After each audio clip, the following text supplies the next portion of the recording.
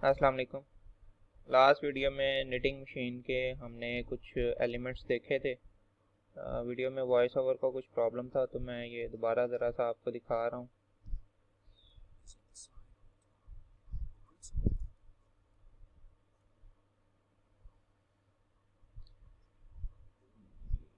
Top side से यान आता है जी, इसमें कौन से डायरेक्टली आता है सर्कुलर निटिंग में, स्टॉप मोशन से और यान गाइड से पास होता हुआ गुजरता है।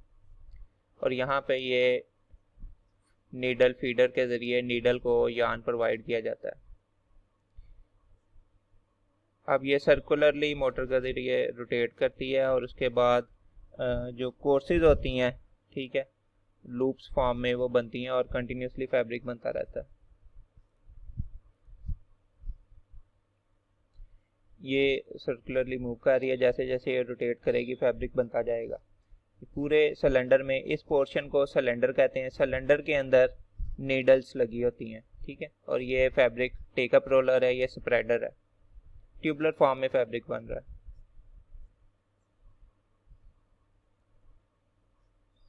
ये मैंने बताया जैसे कि ये सिलेंडर है। अगर आप देखें कि इस पॉइंट पे यहाँ पे लूप्स बन रही है, यान प्रोवाइड किया जा रहा है, ये लैच नीडल्स हैं, ये हुक्स हैं इनकी, और ये अप डाउन मूव करती हैं और लूप्स बनाती रहती हैं, ठीक है।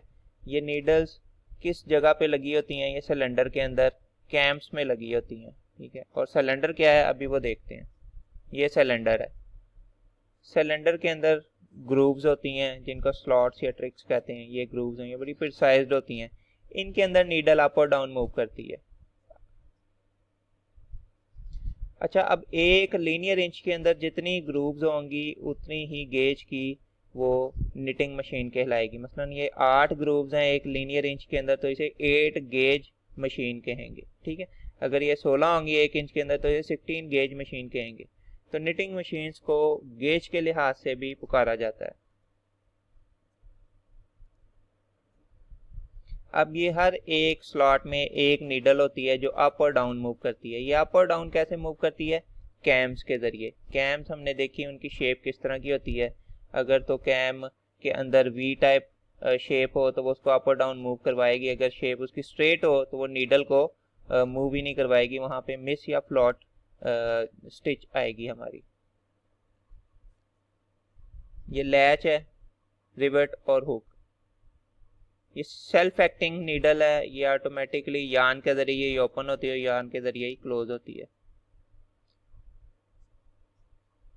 अब ये इसका फंक्शन है कि ये काम कैसे करती है। रेस्ट पोजीशन में इसके अंदर जी ओल्ड लूप है, जब ये मूव करना स्टार्ट करेगी अप मूव करेगी ये, ठीक है। तो ये लैच को जो ओल्ड लूप है ये क्लियर कर रही है। नीडल ने सिर्फ अप और डाउन मूव करना है और लूप फॉर्मेशन होती जानी है। किस तरह से? ये देखिए, ये अप मूव किया, लैच को इसने क्लियर कर दिया। अब न्यू यान फीड किया गया है, अब ये नीचे मूव कर रही है। इस पॉइंट को यान रिसीविंग कहते हैं। ये हुक के अंदर यान फीड हुआ, अब इसने नीचे मूव किया। अब ये देखें, इस ओल्ड लूप के जरिए ये लैच ऊपर उठना शुरू हो गई है और क्लोज होना शुरू हो गई है।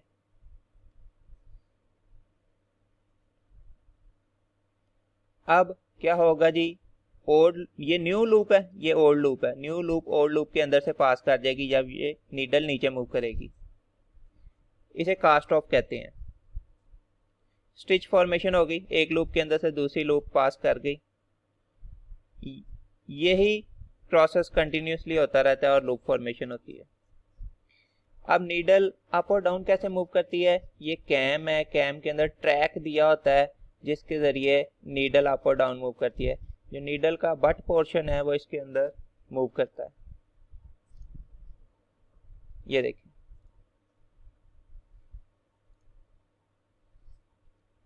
ये अप मूव की, ये अगेन डाउन मूव की, फिर अप, ऐसे रेस्ट पोजीशन। इसी तरह से ये कंटिन्यूसली ये प्रोसेस होता रहता है।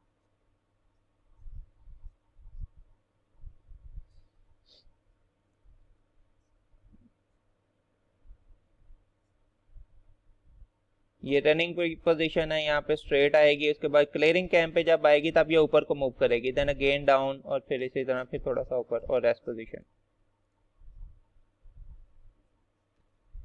तो ये लूप फॉर्मेशन थी। अब नेक्स्ट हम देखते हैं कि वेफ्ट और वार्प निटिंग में फ़र्क क्या है, इनमें डिफरेंस क्या है।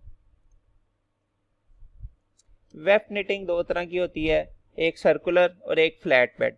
ठीक है, सर्कुलर अब किस तरह की होती है, सर्कुलर में टॉप क्रील भी होती है और साइड क्रील भी होती है। साइड क्रील में ज़रा इजी रहता है वर्कर को ऑपरेट करना। इसमें डायरेक्ट कोन्स के ज़रिए फैब्रिक बनाया जाता है। ये देखें, अब लेफ्ट साइड पे हमें सर्कुलर निटिंग दिखाई गई है, ये वेफ्ट निटिंग है।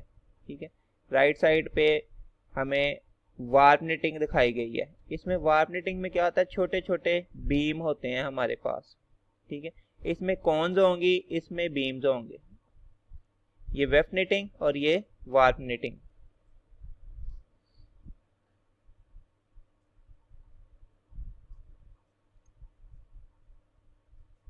अब जरा क्लोजर लुक में देखते हैं। वेफ्ट की जो दो टाइप्स हैं, सर्कुलर और फ्लैट बेड, उनमें सबसे पहले सर्कुलर को देखते हैं। सर्कुलर में ट्यूबुलर फैब्रिक बनता है। ठीक है,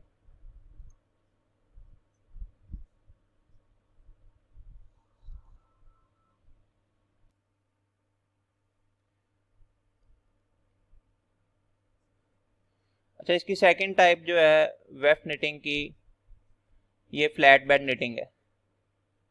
इसमें जिसमें नीडल्स लगी होती हैं ना, वो सिलेंडर शेप का नहीं होता बल्कि फ्लैट होता है। ठीक है,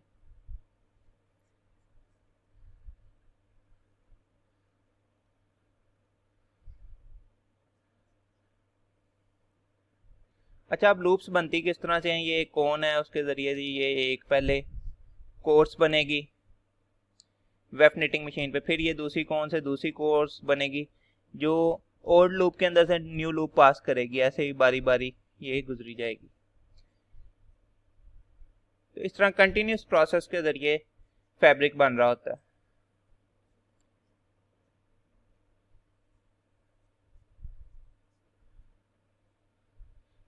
अब ये मैंने जैसे बताया था आपको कि एक जो रो होती है लूप्स की, ठीक है, उसको कोर्स कहते हैं, ये हाईलाइट किया गया है। और एक इंच में जितनी कोर्सेज होंगी उसको कोर्स पर इंच कहेंगे, ये जैसे शो किया गया है।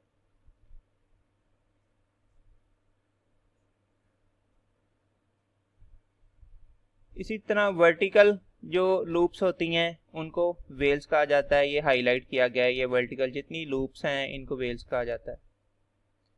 और वेल काउंट के एक इंच में जितनी वेल्स होंगी उनको वेल्स पर इंच कहेंगे। अब इसमें एक इंच में कितनी वेल्स हैं अगर आप देखें तो ये एक, दूसरी column, third column, fourth, five, तो 5 वेल्स पर इंच हैं। इसी तरह कोर्सेज भी इसमें 5 कोर्सेज पर इंच थी।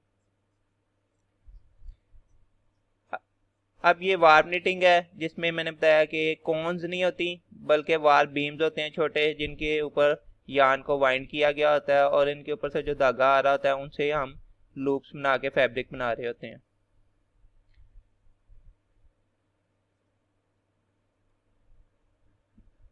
अच्छा, ये वर्टिकल निटिंग होती है। इसकी जो वेफ्ट निटिंग है वो हॉरिजेंटल निटिंग है, ये वर्टिकल निटिंग है। ठीक है, किस तरह से वर्टिकल है हम देखते हैं। ये स्ट्रक्चर है जी वार्प निटिंग का।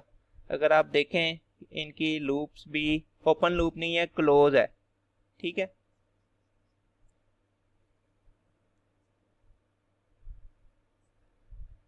अब ये अगर इसमें मैं एक धागे को हाईलाइट करूं तो ये धागा जो है ये पहले इसने यूं लूप बनाई, उसके बाद इस साइड पे लूप बनाई, फिर इस साइड पे, तो ये लूप्स ऊपर को बन रही हैं, वर्टिकली लूप्स बन रही हैं। जबकि वेफ्ट निटिंग में क्या था, हॉरिजेंटली लूप्स बन रही थी यूं आपकी कोर्सेज की डायरेक्शन में, इसकी आपकी वर्टिकली लूप्स बन रही हैं। ठीक है, तो ये एक इनमें मेजर डिफरेंस है वेफ्ट निटिंग और वार्प निटिंग में। अब ये बनती कैसे हैं ये देखते हैं थोड़ा सा। ये क्रील है जी, क्रील से कॉन्स के जरिए हम यार्न को वाइंड कर लेते हैं पहले स्मॉल बीम्स के ऊपर।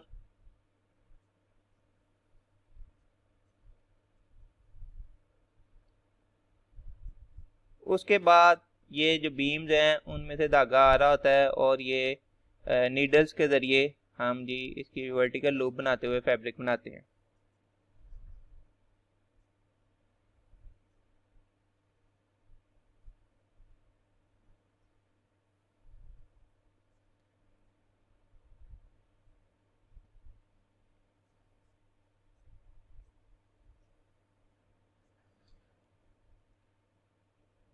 ये बीम ऊपर लगे हुए हैं जिनसे दागा जाएगा, ठीक है। और उसके बाद ये फैब्रिक बन रहा है, ये नीचे से आके इस क्लॉथ रोलर के ऊपर फैब्रिक वाइंड हो रहा है। तो ये वेफ्ट और वार्प निटिंग का थोड़ा सा बेसिक सा डिफरेंस था।